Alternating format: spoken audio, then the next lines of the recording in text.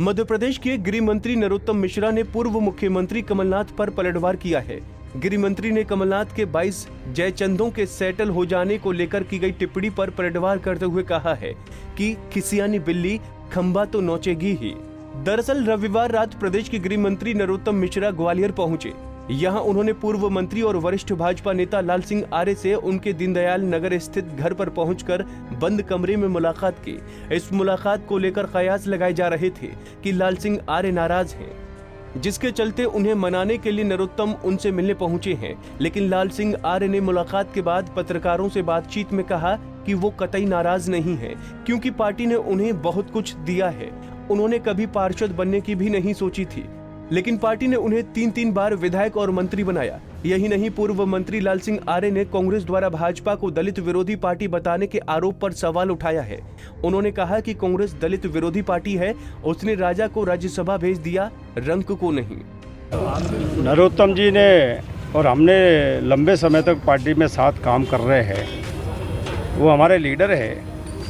उनका स्वभाव है पार्टी के छोटे से कार्यकर्ता को भी सम्मान देना, इसलिए परिवार भाव से वो पार्टी के कार्यकर्ता के यहाँ आते हैं।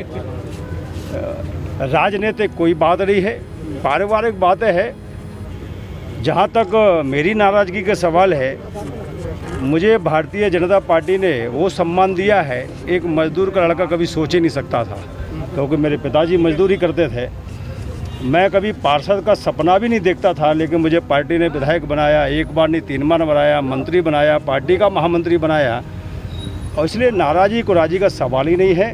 भारतीय जनता पार्टी को जिताने के लिए पूरी जी जान लगा दूंगा और 2400 विधानसभा पर कमल का फूल खिले, ये हमारी तैयारी है। वहीं लाल सिंह आर्य से मुलाकात के बाद नरोत्तम मिश्रा ने भी पत्रकारों से चर्चा की। कमलनाथ के 22 जयचंदों के भाजपा में सेटल हो जाने की टिप्पणी पर बेहद सधे हुए लहजे में पलटवार किया।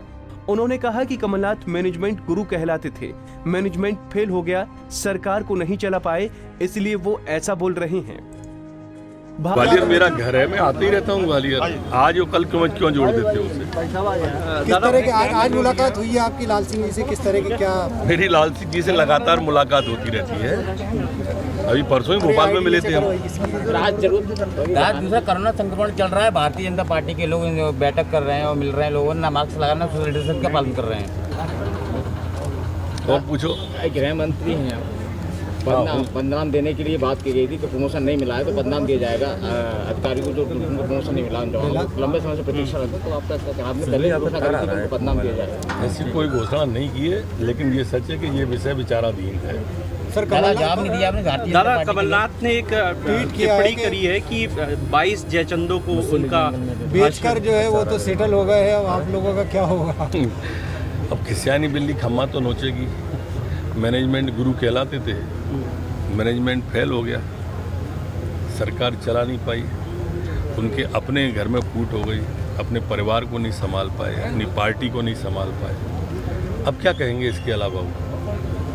कोर्ट में याचिका भी लगी आपके खिलाफ, बिना मार्क्स से आप जनता के बीच में घूम रहे हैं। और पूछो। भारतीय जनता पार्टी में रूठे नेताओं को मनाने का सिलसिला जारी है।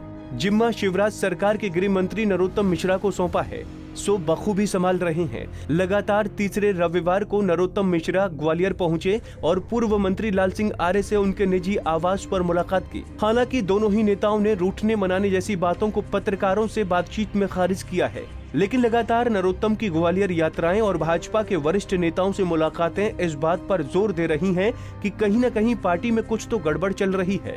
पंजाब केसरी टीवी के लिए ग्वालियर से अंकुर जैन की रिपोर्ट।